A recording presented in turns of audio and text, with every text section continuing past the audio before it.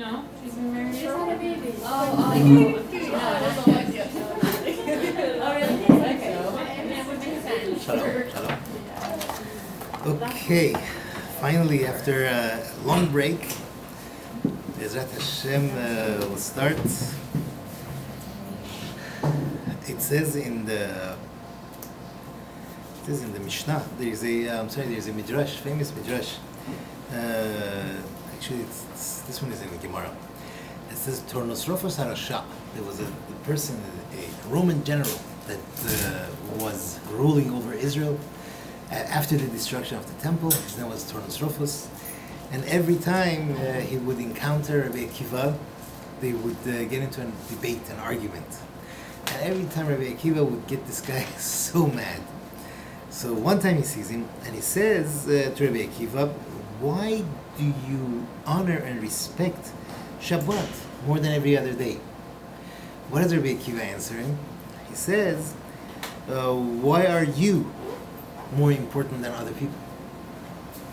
He said, "That's easy because my master, i.e. Caesar, he is the one that chose me over everybody else. He decided to make me the ruler."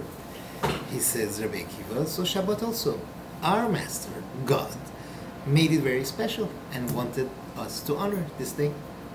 He says, oh, my intention wasn't that. My intention was, how do you know that this Shabbat that you're keeping, I forgot, how do you know that this Shabbat that you're keeping is actually Shabbat? Maybe it has changed around. Maybe it's not the Shabbat that you guys think it is. So Rabbi Akiva says, oh, that's easy. If you go towards China, there is a place called Hare Choshech. There is a river, it's called Sambatyon River. And Sambatyon River, all week long, it throws up rocks from its bed, except for Shabbat. On Shabbat it rests. So that's how we know that Shabbat is Shabbat. Furthermore, if you try a certain kind of black magic, which is called Ov, right? They would use a bone of it, the dead body, whatever, and they start talking, talking to the spirit. Find out what happens in the future, so on and so forth. He says if you try it on Shabbat, it won't work. Yeah. And then he gives them the final blow. He says if you go to your father's kever, you're gonna see all week there is smoke coming up. On Shabbat, there is nothing. There's no smoke. And Tornos Rufus is like, what? So he goes to the Beit HaKevorot, he goes to the cemetery, and he says it's true. Every single day there is a smoke coming out from his father's grave. On Shabbat, there is nothing. So he goes to sleep. Father comes to his dream. He says, Dad, I didn't know you became Shomer Shabbat. What's going on?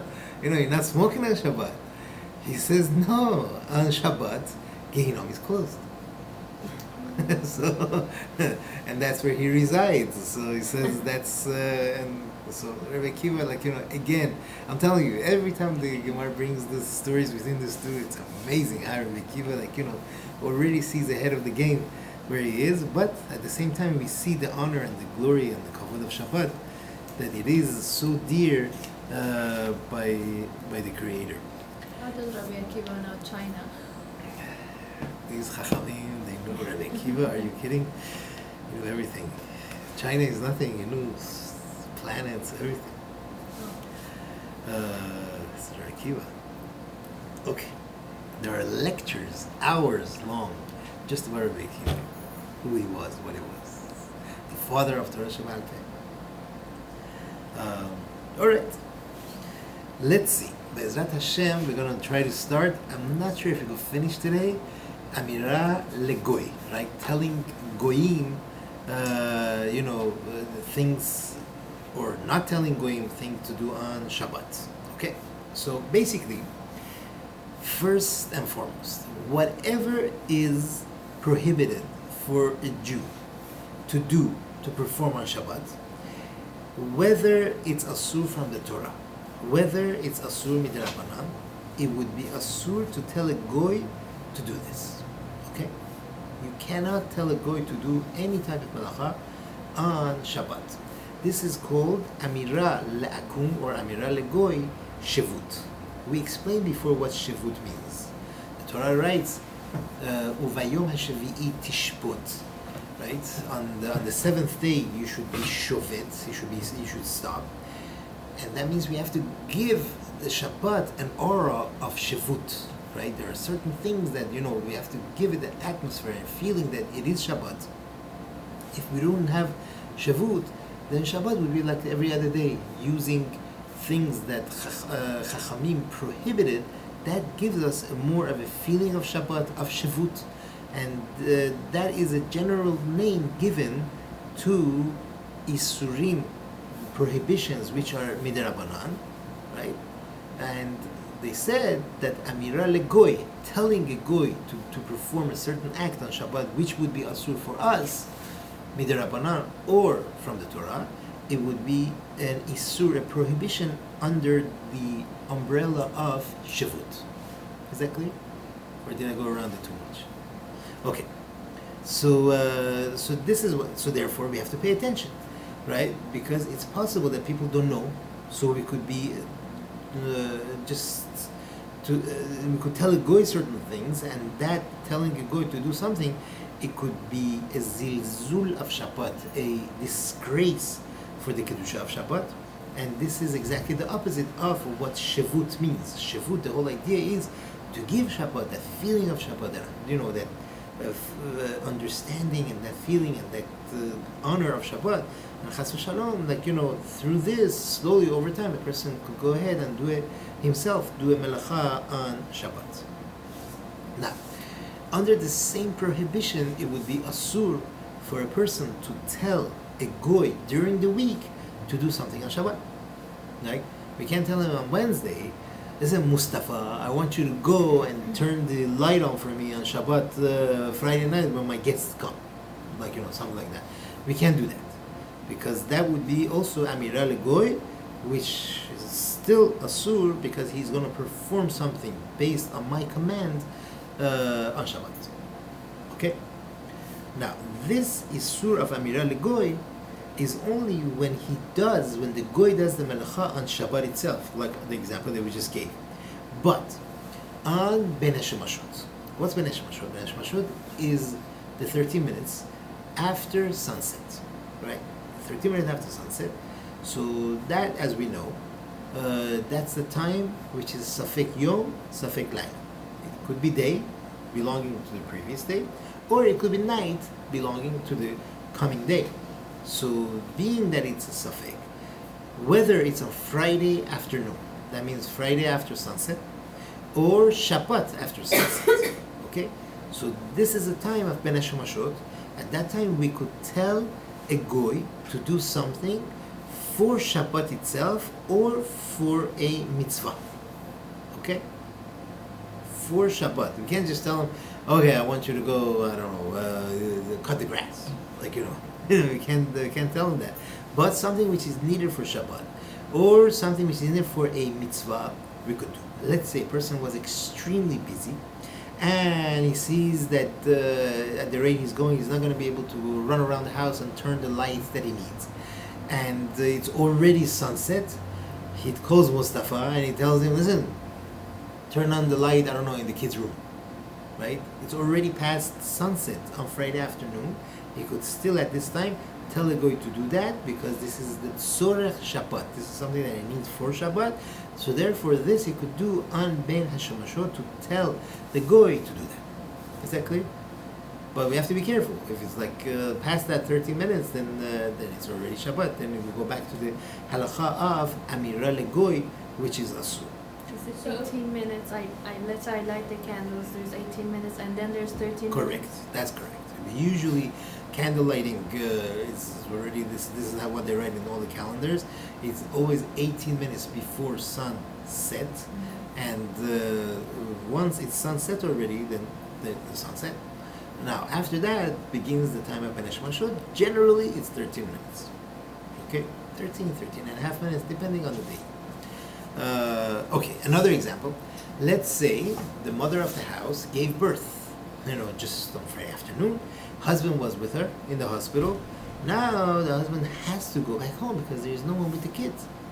And it's already, the sun just set.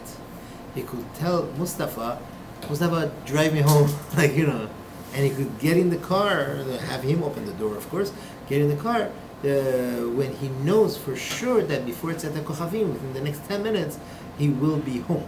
But if he knows that he's going to be in the car already after it's set at Kochavim, after that 13 minutes, then he shouldn't do that. He should get out of the car before it's set at Kochavim. Okay, so that's again, this is L'tzorach mitzvah and L'tzorach Shabbat. The children, there's no one to watch them and so on and so forth. So in that case, he could definitely do this. But this is the time of Ben Hashemashot. Amira la'akum, telling the goy to do a melacha at that time would be allowed. Okay, not chas v'shalom that he should do a melacha. That we can't do. That's totally prohibited. But to tell a goy to do a melacha for us, in this case, at that time of Ben Hashemashot, would be allowed letzorech Shabbat or letzorech mitzvah. Is that clear? We have to be very careful with these things. What if I tell him to go buy something? He comes back when it's already night. Yes. If you could assess that he would, now it depends. If a person, we said last week or 2 weeks ago, if a person is chole she'ein bo sakana even, right? For a chole she'ein bo sakana, we could tell a goy directly on Shabbat to go to the pharmacy and buy medicine. That we could do. So if that's the case, then it's fine. If it's not the case, then you could assess, he would be able to go and come back during that time, then we could tell him, right? But if it's going to take him an hour to go, then there's no heter to tell the goy to go buy something or to get something, which that definitely is going to be driving. You could find heter like that also, because he doesn't really have to drive. He could walk and be back by tomorrow morning. That's doable. All right, so that takes care of certain basic things. Now, let's go to the different category of the melachot that the goy does. We're not going to be able to. There's books and books written on this thing, how to deal with goyim on Shabbat. At work, and so many. It's a huge field. We're just going to try to do the most practical daily things that we might encounter. A goy that does a melacha on Shabbat. We have 3 categories. How can we make use of it? How we could use the melacha, the thing that the goy did for us. Number 1 category, if the goy does the act only for himself, right? Example, the goy was in the room, let's say your maid, right? Goes to the kitchen, turns the light on in order to wash the dishes in the kitchen. She did it only for herself, right? Because she needs to see what she's doing. So it's totally for her, even though the dishes belong to the Jew, right? But the goy, she turned the light in the kitchen on only for herself. The Jew would be allowed to go in to the kitchen and use the light, whatever, to read or to get something or to fix something or to whatever it is, to make salad or whatever it is, because this light was turned on only for her usage. She did it only for herself, right?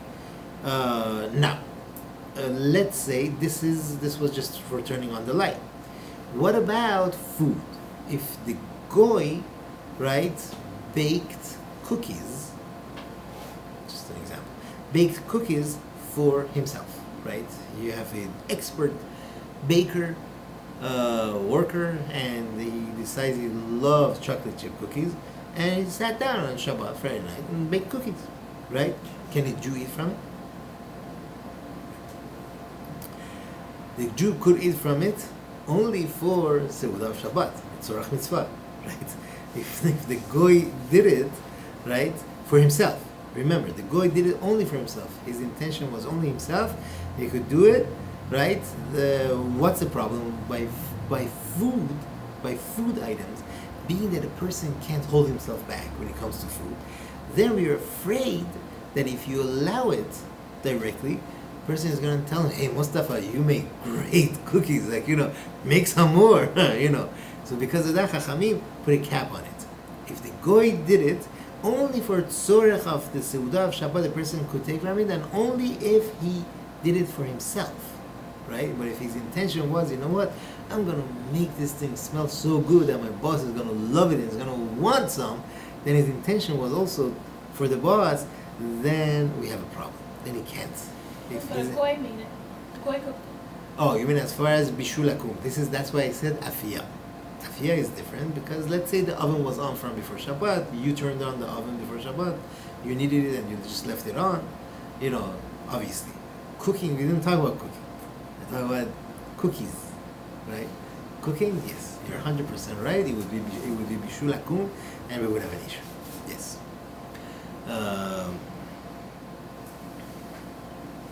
There also we could find a way. Let's say you put it on the fire before Shabbat, right? So for cooking bishul, if the Jew puts it on the fire, then you're off the hook. Then it's perfectly fine. And then the goy, it's like stirring it, watching it, and cooking it, and everything.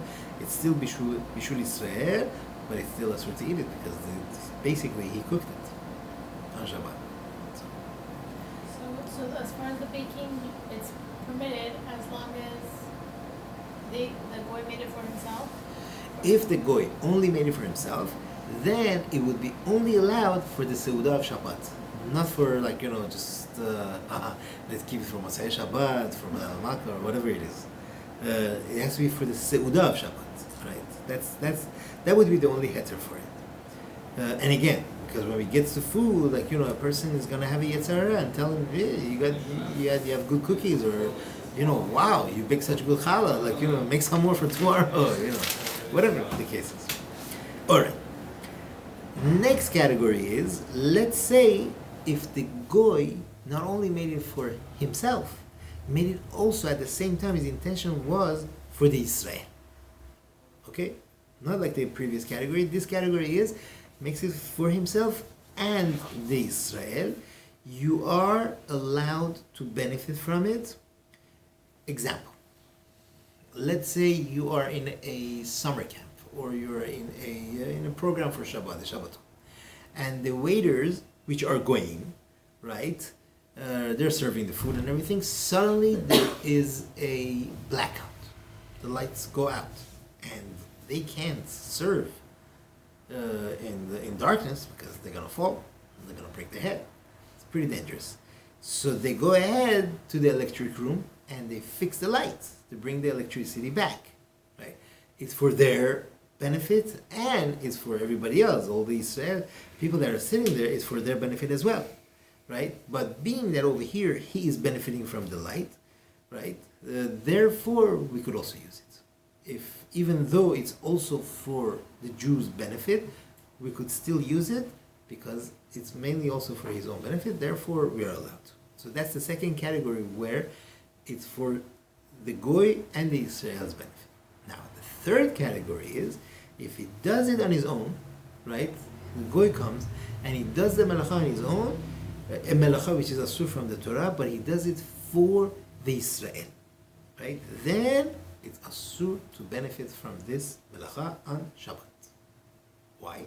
Because we're afraid that he's going to keep on doing it, right, next week and the week after, and so on and so forth, and he's going to go ahead and tell the goy, and then we're going to be over on the Isur of Amira La'akum, telling the goy, to do a melach on Shabbat. Now, in the Gemara they bring an example. Shemuel was sitting in a room, and the light went out. And then the goy comes, and he turned the light on, the candle on. Right, so Shemuel looked the other way. He didn't want to benefit from the candle. Then his students said, Rabbi, look. He looked over. He sees that the goy is sitting in the candlelight and he's eating. He says, he lit it for himself as well. Then it's allowed. So we learn from this the previous halachot. If he does it for himself as well, then we're good. But if he does it only for the Israel, he lit the candle and says, Master, you're sitting in the darkness. How could that be? Like, he flicks the light on. Then we have a problem. Because he did it for the Israel. That's totally asur. Why? Because it itself wouldn't be totally asur. but it's a gezerah of Chacham. Chacham made a gezerah so that I shouldn't go ahead and I'm gonna like it. Wow, Mustafa did something good for me. Come next week also do the same thing, and that would be Amira La'akun, and that would be Asur. Now, yes. What if you have like a housekeeper who is taking care of your baby? You're home, but she's taking care of the baby or whatever, and she Right. warms up food for the baby or wants to change a diaper and puts on Desitin, and that's things that it's not on for the baby, Right. for you. So, Desitin, we said we could even do it if we use a tiny amount of Desitin and we rub it in totally and it gets absorbed in the skin. We could even do it. So, it's smears it when on, I get a right? diaper rash, when I really put it on so like nothing gets on there, it's usher. Like, if she wants to do something usher for the baby, whatever it is. There are heterim What for do you- that. Because the baby is a chole that could be bordering on she'em bo sakana, yesh bo sakana, and the baby is suffering. There are heterim if the goy does it. Like, it's easier. It's definitely easier. You have to teach them, like, do it in this manner, do it in the mutar manner. Then if they don't, then it's fine. Then it's fine. Warm up the food, that's something else, right? To warm up the food, it depends. If the food was cooked already, then the goy, we're going to get to that, then the goy could do it, could warm it up. But if you cook the food for the baby, no, then we have a problem. Right? We're going to get to that one, though, soon. I hope so. Good. Any questions so far? Right? Okay, good.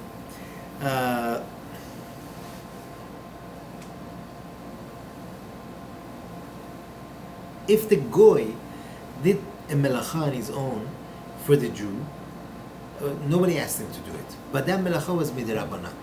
It wasn't like, turning the fire on. It wasn't like doing a real melacha. It was midrabanan. Then, only for that person whom the goy did it for, it would be asur to benefit from it. For everybody else, though, it would be mutar.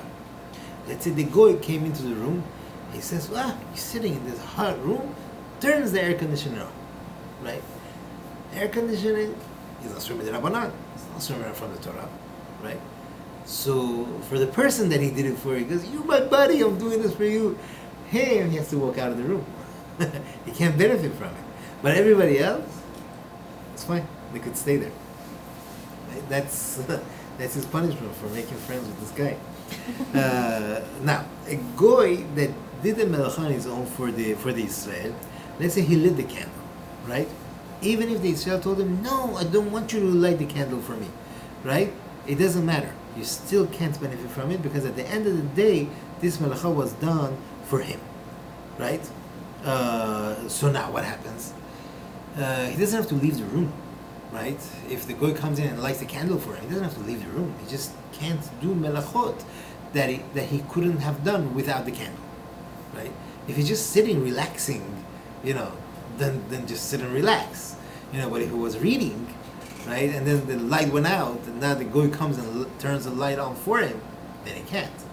Then he can't read, right? Or do things that he needs that light for. But otherwise, he could stay there and do things that he doesn't need the light for, right? If the goy turned the light on for the Israel, right?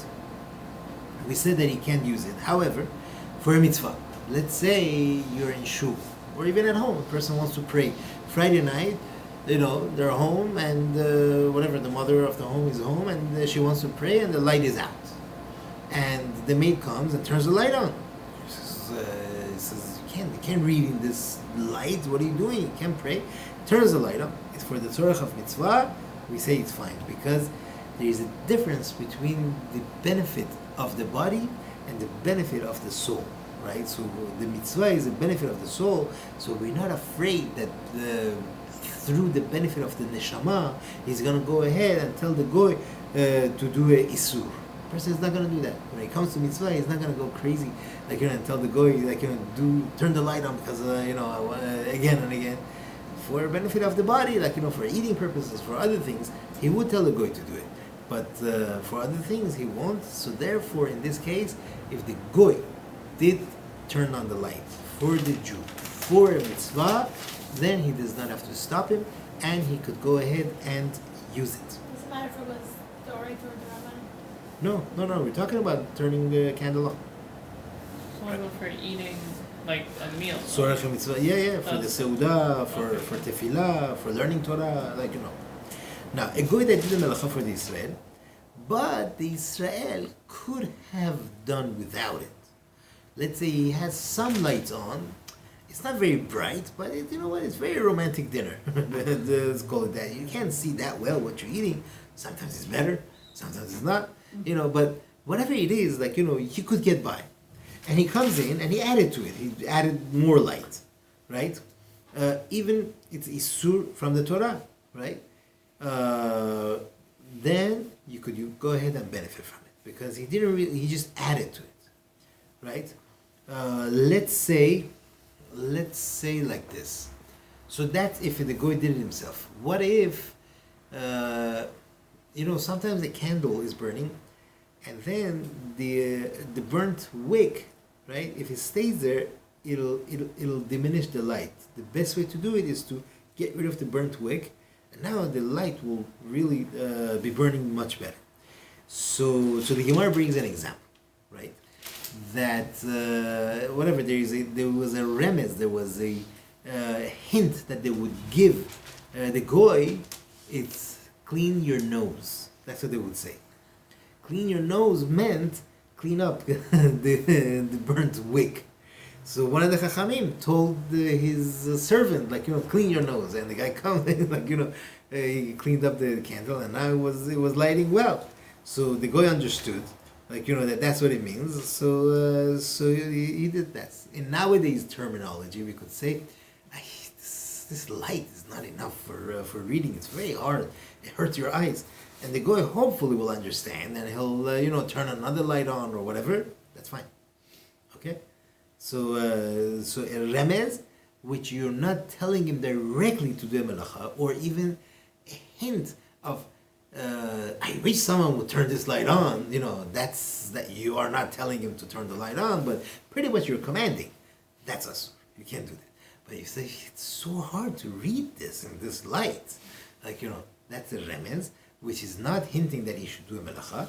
If he picked it up on his own, then it turns out that as if the goy did it on his own for the tzorach of mitzvah. And remember, this is only adding.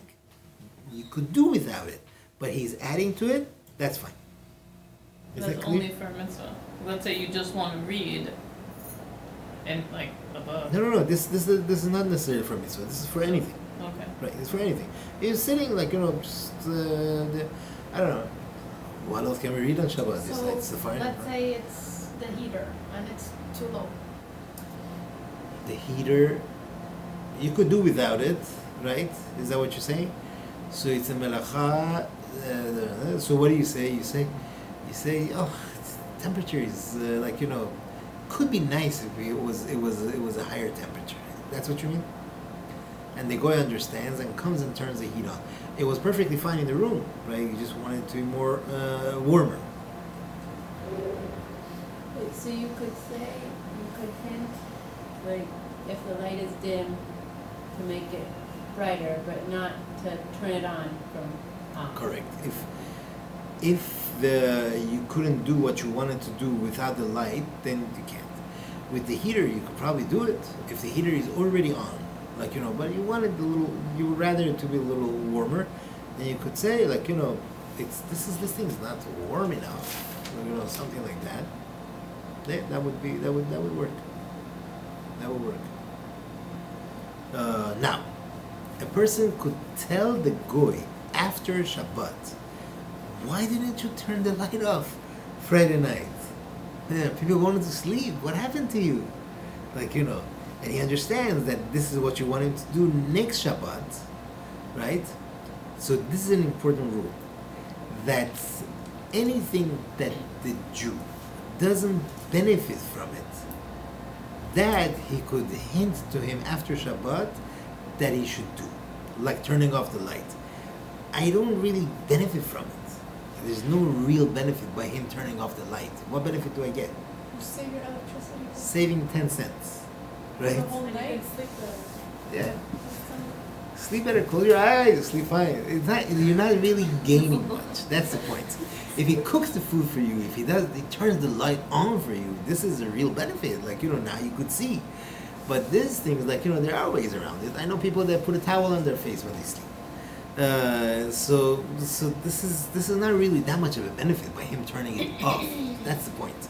That's what the poskim bring. Like, that when the goy comes and turns it off, there's not that much benefit. In this case, it would be allowed for him to go ahead and say, why didn't you turn the light off? But he can't tell him, why didn't you turn the light on? When I needed you. Then he's going to come and turn the light on. That we can't do. That would be Amira. Wait, can you repeat The condition. Yeah. The condition is something that I don't have direct benefit from. Okay? Something I do not have direct benefit from. I could tell him after Shabbat, why didn't you do it? Like turning off the light. I don't have a direct benefit. What do I gain? Not that much. Just, you know what? It would be nicer. It would be nicer if the light was off. That's it. But it's not like, a benefit. Oh, now I'm enjoying. Now I could eat this food. Or now I could sit in this nice lit up room. So, a similar case, right? There was only a very little amount of light. After Shabbat, he tells the goy, listen, why didn't you turn the light on more? Like, again, I'm not benefiting that much. I was doing fine without it. I could have gone through the meal. That was fine, but it would be nice if there was more light. But it's not a direct. It's called hana'ah shel mamash. It's something, a benefit which is like real. We don't have it. Like I was fine without. I was fine just with a little bit of light. Now he added more. Chazak u'baruch. Thank you very much. But in this case, I could tell him this. In Clear? what way can you say it? Is there Exactly is there, like this. You You could say tell him. next time when there's not enough light. No, not like that. Then you're telling him directly. Here, you're just telling him, why didn't you turn the light on? There was too little light. Why didn't you? Past tense, right?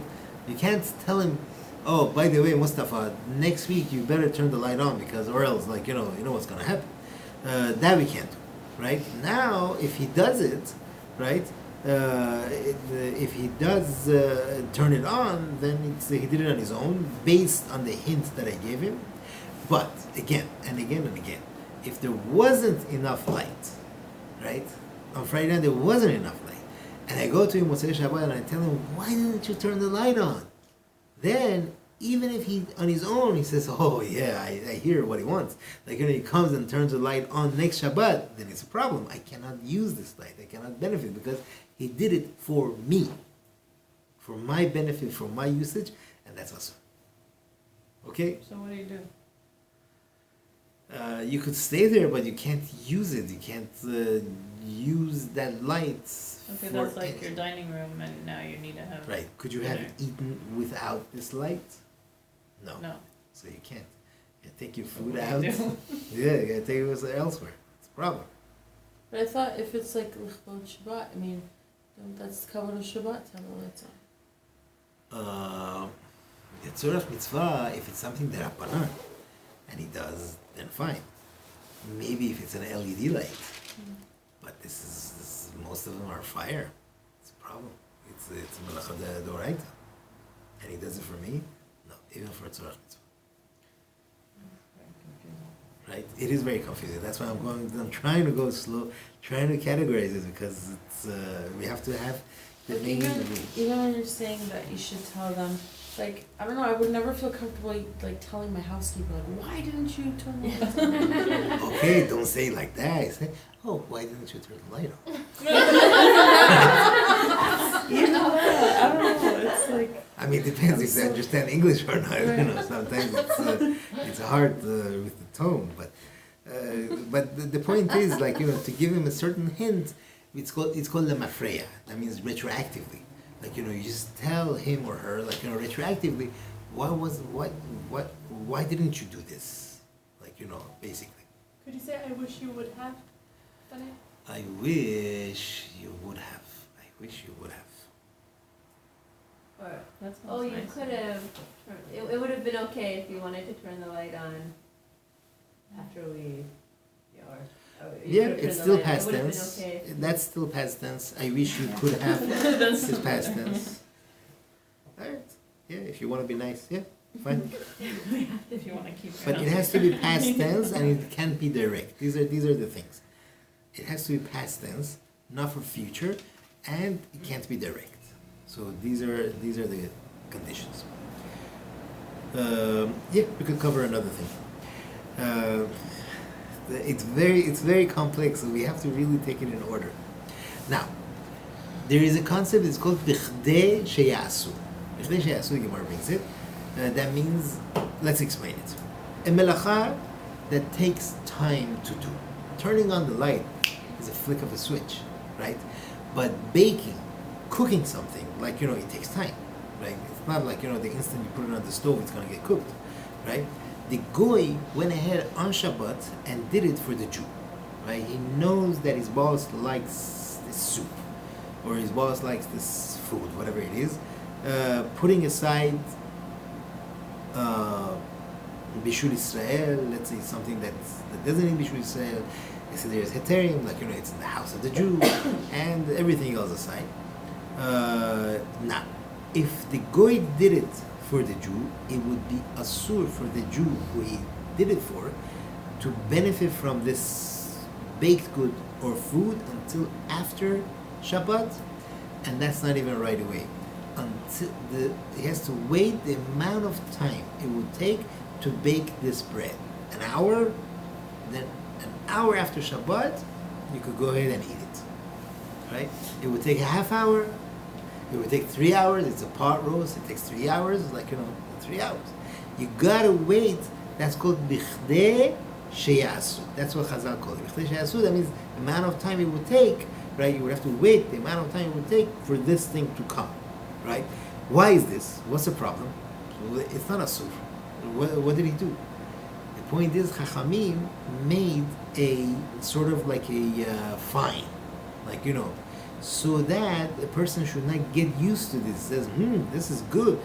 I like this. I have food ready for right after Shabbat. As soon as Shabbat is over, I gotta fast.